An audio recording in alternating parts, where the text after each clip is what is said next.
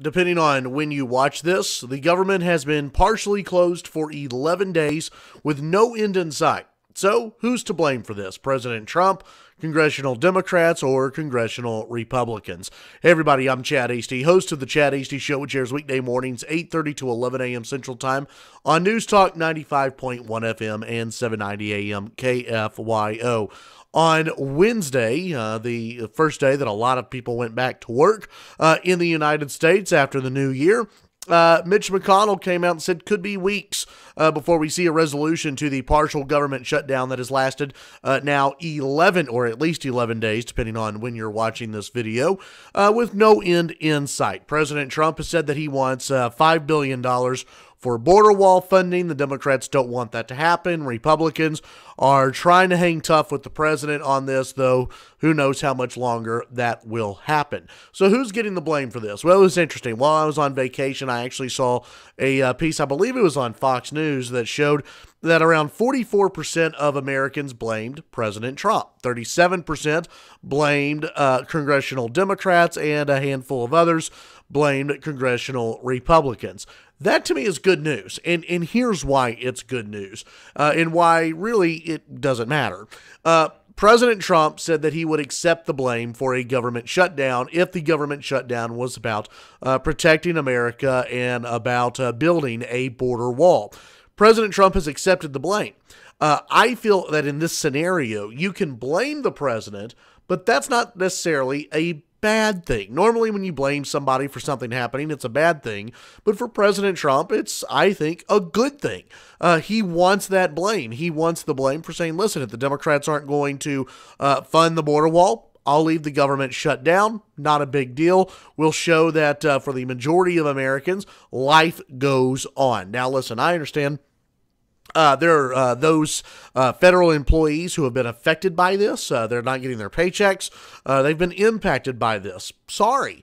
That is, at least at this point in 2019, and probably moving forward, you're going to see a lot more government shutdowns. And if you're a federal employee, you should probably plan for that to happen on a maybe not regular or consistent basis, but, you know, every couple of years you may see a government shutdown.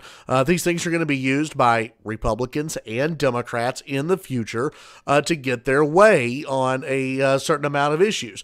This is how Republicans and Democrats want it to work. How do you know that?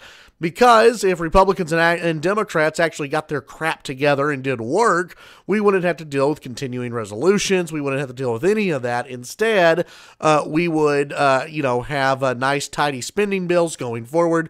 But we don't have that. We have deadlines, and Republicans and Democrats, they debate right up unto that deadline and now afterwards.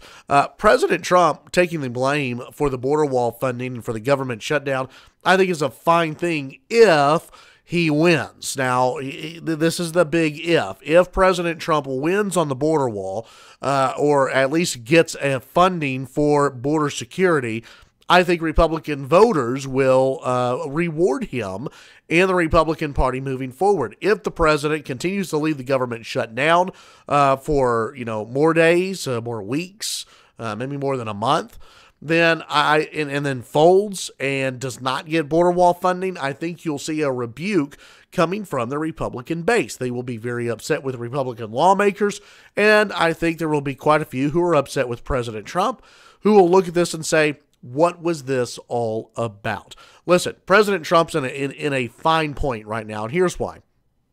Those who support the president are not going to hold a government shutdown against him. They're just not going to, especially when it comes to border wall funding. They're not going to hold this against the president in 2020. Those who are against the president, they'll hold it against him, but they probably weren't going to vote for him in the first place. So Trump is in a good position in 2019 to shut down the government. Later on this year or going into 2020, he would probably be in a bad spot shutting down the government. He's fine right now, but he can't fold. He's got to stick to his guns, and he's got to win the support of the American people. Republican lawmakers have to go to their districts. They have to talk to their people, and they have to say, here is why the president is doing what he's doing. Here's what he is fighting for, and here's why we believe it is the right thing to do. Republicans have got to win the message war. Already, you have a lot of those in the media who are saying that this is horrible for the nation. Let me tell you this. Unless you're going to a national park today, unless you're going to the Smithsonian, unless you're trying to go to the National Zoo in Washington, D.C., unless you're a federal employee, one of the very few federal employees, by the way, who has been furloughed, the government shutdown doesn't matter to you. You're not feeling any impact of the government shutdown.